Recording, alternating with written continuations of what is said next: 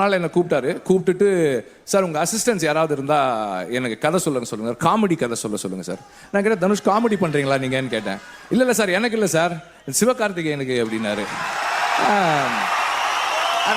நான் கேட்டேன் ஓ அப்படியா சிவகார்த்திகேயன் லீடாக வச்சு பண்ணு சார், பயங்கரமான டேலண்ட் சார், பெரிய ஒரு சூப்பர் ஸ்டார் ஆகிறதுக்கான எல்லா பொட்டன்ஷியலும் இருக்குது சார் அப்படின்னாரு. ஸோ தட் வந்து உங்கள்கிட்ட என்னெல்லாம் கேட்கணும் ரொம்ப பிளான் பண்ணியிருந்தோம். நாங்கள் கேட்டது கரெக்டான ஃபுட்டேஜ் நீங்கள் கரெக்டாக கொடுத்துருங்க. Thank you so much. தான் வாழ்க்கை கொடுத்தேன், இவங்களை நான் தான் ரெடி பண்ணேன், அந்த மாதிரிலாம் நான் சொல்ல மாட்டேன். ஏன்னா என்னை அப்படி சொல்லி பழகிட்டாங்க, நான் தான் வாழ்க்கை கொடுத்தேன்னு. அந்த மாதிரி ஆள் நான் இல்லை.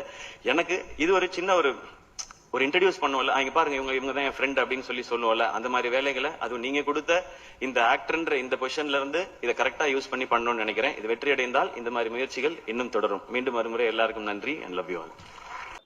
நான் சினிமாக்கு வந்ததுக்கு காரணம் நிச்சயமா அவரு சிம்பு சார் தான். அவர் இல்லைன்னா இன்னைக்கு சினிமா திரையுலகத்துக்குள்ள நான் கிடையாது. அவர் தான் என்ன டிவியில இருக்கும்போது ஒரு பெரிய கேரக்டர் மன்மதன்ல அதுல கவுண்டமணி சாரும் இருந்தாரு. அப்போ ஃபர்ஸ்ட் டைம் ஒரு ஹீரோவோட பண்றோம், ஒரு பெரிய படம் பண்றோம் போது ஒரு பதட்டம் இருந்துச்சு. அவர் தான் இல்ல இது பண்ணுங்க சொல்லி எனக்கு அந்த படமும் அவர் தான் ரெக்கமெண்ட் பண்ணார், அன்பே ஆறுயிரே. அந்த காமெடி ரொம்ப ஹிட் ஆச்சு. அது இருக்கு இல்ல அப்படின்ற ஒரு காமெடி. ஸோ அந்த மாதிரி அடுத்தடுத்து வல்லவன் அவர் படம் எல்லாமே லைனா நடிச்சுட்டு வந்தேன். ஆக்சுவலா இந்த படம் விடிவி கணேஷோட ப்ரொடக்ஷன்ல ஒரு படம் பண்ணோம், வானம்.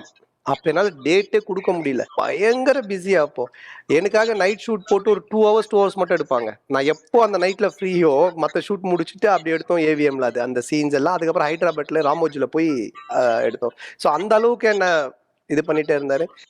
நான் ஹீரோ ஆனதுக்கு அப்புறம் கூட சொன்னார், நீ எங்க கூட எல்லாம் ஒரு படம் பண்ணிட்டே இருந்திருக்கலாம், நீ ஏன் மொத்தமா அப்படி ஒரு முடிவு எடுத்தேன்னு இப்ப கூட பார்த்தா சொல்லுவார், நீ எங்க கூட பண்ணும்போது ஒரு படம் பண்ணலாம்ல அப்படின்னு. நான் சொன்னேன் பண்ணலாம், இதுக்கப்புறம் ஒன்றும் பிரச்சனை இல்லை அப்படின்னு சொல்லிட்டு.